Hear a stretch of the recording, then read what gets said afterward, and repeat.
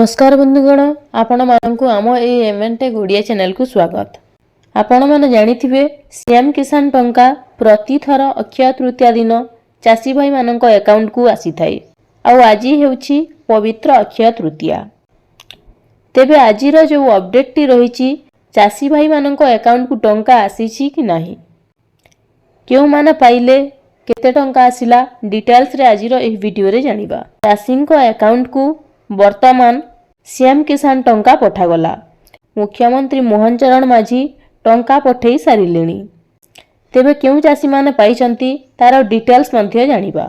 CM किसान टंका वर्तमान चासी को खाता को ट्रांसफर होईची। एही टंका को मुख्यमंत्री मोहन चरण माझी समस्त चासी को अकाउंट को पठाइचंती। 50 लाख चासी को खाता को गला सीएम किसान टंका।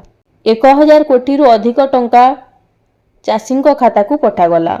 राज्य स्तरीय कृषक समारोह रे टंका पठाइले मुख्यमंत्री। अक्षय तृतीया रे टंका बांटिले मुख्यमंत्री।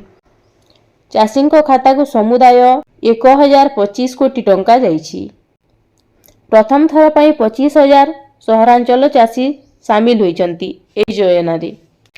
आ गोटे कथा हैला, जे माने प्रथम थर सीएम किसान रे अप्लाई करिथिले एवं जो मानकर स्टेट वेरिफिकेशन पेंडिंग थिला सेमाने मध्य आज टंका पाइछंती। एवं जे मानकर ए पर्यंत टंका आसी नाही सेमाने आज राति 9टा सुद्धा पाइजिबे।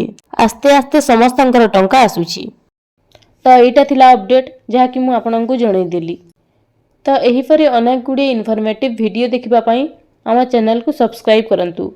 धन्यवाद।